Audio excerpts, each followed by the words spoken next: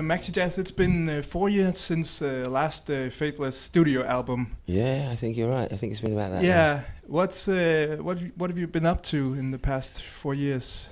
Well, we stopped touring the last record in October 2007, and I kind of told the rest of the guys not to bother calling me to at least October 2008 if they didn't want burnout to be an issue. It was a really intense time. During the making of the previous album, Blissy was pregnant with her first child, and Rollo had just had his second, so there wasn't much nightclubbing going on, and people weren't in that mindset really. After having made an album under those sort of circumstances, which was quite tight. I mean, we had to finish the record before Blissy had her baby, and of course there's no guaranteeing when that's going to happen, so it was quite a stressful time making the record and then going out on tour. Like I said,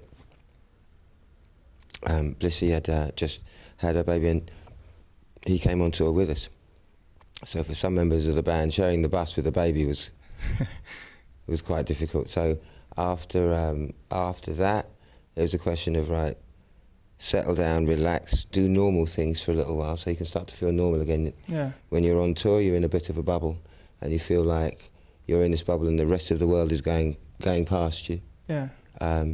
So time to sink back into the real world. Also, if you don't live at home, being normal, doing normal things with normal people, then you find in the end you've got nothing to write about. So a year off for me. And then it was a question of, okay, well, is it worth making another album? Yeah. Is anybody interested? If there's anything I hate, it's outstaying my welcome. Yeah. You know, the very last thing I want is to make a record or set up a tour and have people go, "You still here?" Yeah. You know. Do you write all of the lyrics for your own your rap parts in your tracks? Yeah. How's the writing process for you?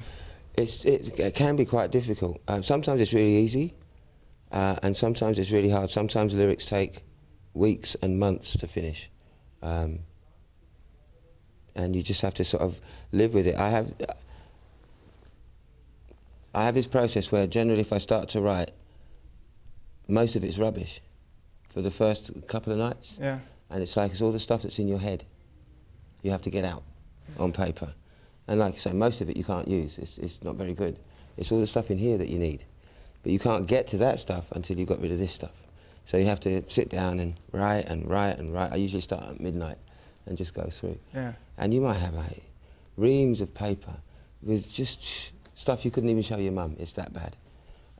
Clumsy, leaden, you know. So the first couple of nights is kind of like a lid you have to get off. Yeah, exactly. And then it might be 2 days later, it might be a week later. Yeah. And you'll be like slicing a carrot.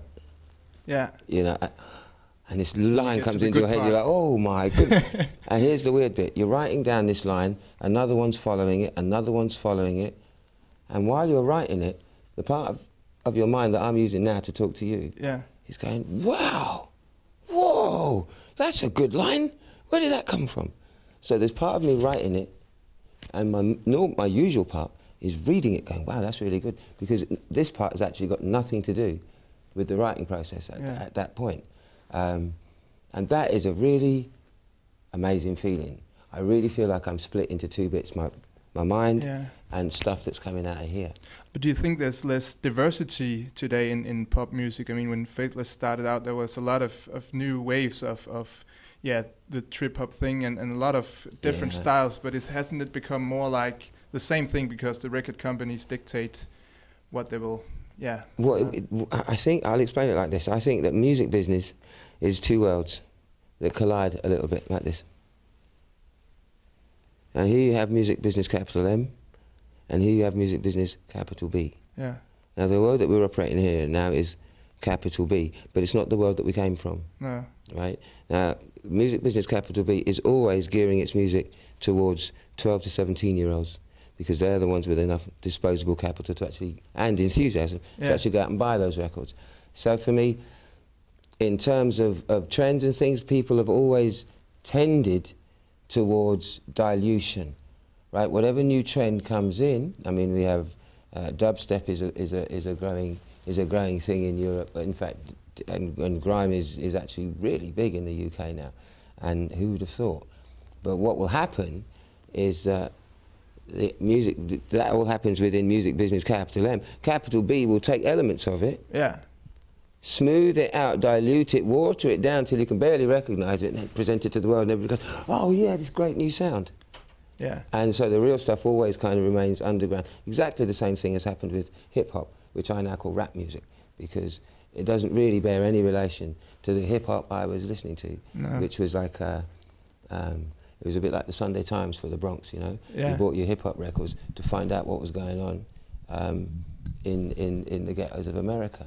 Now people lie. Yeah. You know, oh, I'm this big killer, and I got a harem full of women. It started out in the streets, then it's commercialized. And now it's now it's like cartoons. You know what I mean? You have to look at it a bit like the Roadrunner and Bugs Bunny and stuff like that, and just laugh, you know, rather than take any of it seriously.